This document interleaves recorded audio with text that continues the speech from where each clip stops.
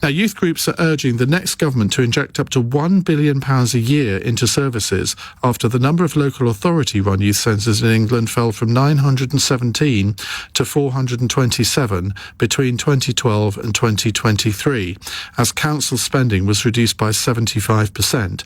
About 4,500 youth workers have been lost, according to estimates by the trade union Unison. Well, let's talk to Jamie Masraff, who is Chief Executive of OnSide, a charity which runs youth zones, the charity's name for its youth centres. Jamie, very good evening. Now, to my mind, your charity is doing exactly what should be done. And you set these youth zones up yourselves. You haven't relied, presumably, on local authorities to do it, or do they provide you with some of the funding? Hi, first of all, good evening, Ian. It's a pleasure to be on. And local. Hi. So when we set up youth zones, we have 15 youth zones across the country, reaching 55,000 young people in some of the most disadvantaged areas. And they do rely on council funding, but only for part of our funding. I think it's really important. I agree with you that we can't expect government to do everything that's needed for young people in an area, but they do have to play a key role alongside philanthropists and businesses and the local community. Only by everyone working together will we make sure young people have the opportunities they need to thrive. So what happens in an OnSide youth zone? So the picture you provided of the youth club you chaired is one that many people will have about youth clubs. So maybe it's a church hall or a community hall. Maybe it's a couple of nights a week that it's turned over for young people. Maybe there's a few table tennis tables there, a pool table there that's taken out.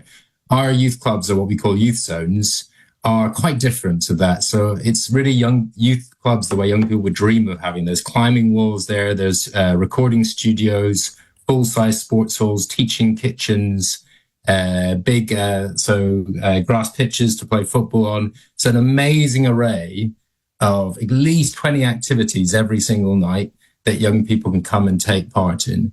And that sounds expensive to run. So it's not cheap. It's not cheap at all. And that's why we need to have all parts of society coming together. But that allows us to draw in hundreds of young people a night and have memberships of over 4,000 young people. So our 4 youth zones in London, for example, are reaching 15,000 young people. That's what young people need right now because there's so little for them in their communities. So in terms of funding, £1 billion is being asked for.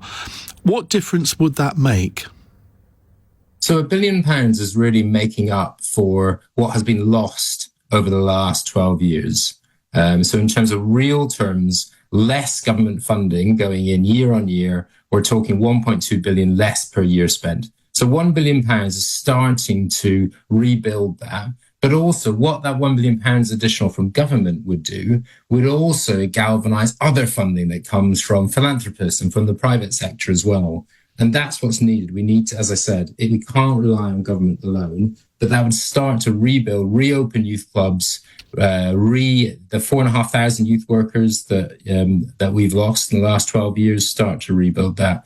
And I do want to talk about youth workers because activities are important. We need to have positive activities there for young people. But I think most important, what we need to have youth workers there in the community. Because what youth workers are for so many young people are these trusted adult role models where they lack that. Often they can't talk to their teachers, they can't even talk to their parents. But youth workers are those people that have that magic ability to connect with young people and help them to discover what they want to do in life and how to get there.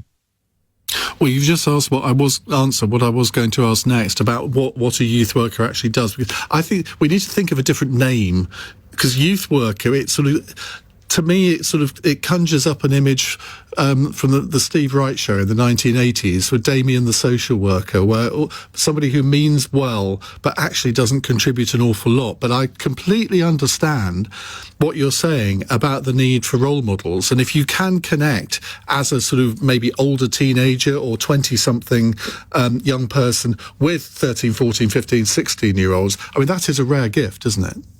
Oh, absolutely. It's a magic ability.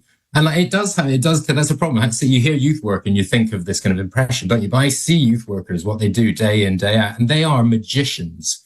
they are, imagine for these young people, they have no one to rely on, no adult role model that they trust. And then they have their youth worker who they trust. It can transform their what they think about life.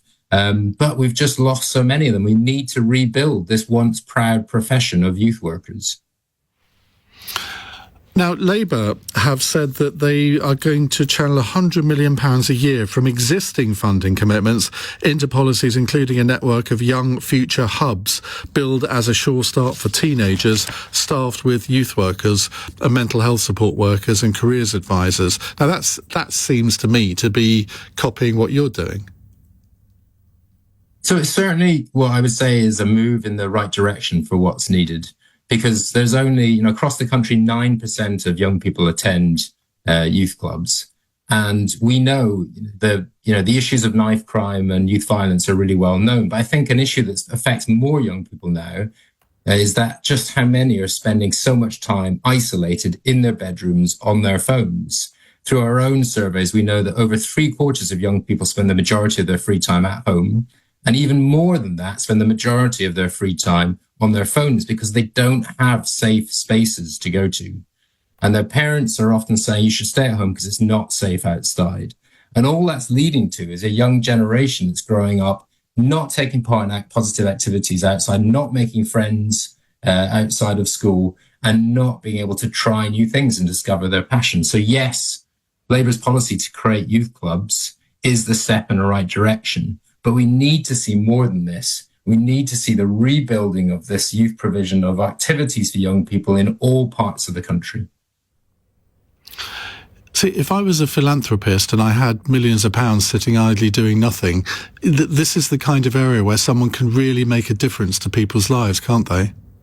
Oh, and we've seen it. Like some of the amazing supporters we've had who have been able to transform their local communities by creating these amazing youth clubs. And then you go in and you see the impact you're having on young people. We could not, as I said, it's government funding is part of it, but we need to have the philanthropists that come in and at least match the funding that comes from government.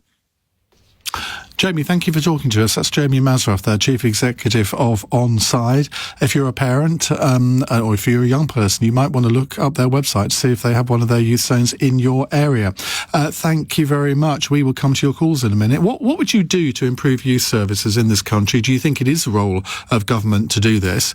Or do you think, no, philanthropy... You see, in the United States, there is this culture of philanthropy where rich people give money to sectors like this. I don't think we have that in this country to the extent that we need to. So if there's anybody out there who would describe themselves as a budding philanthropist, you want to have a look at the onsideyouthzones.org website and maybe see if you can contribute. We'll come to your calls in just a second. It's 17 minutes past 9.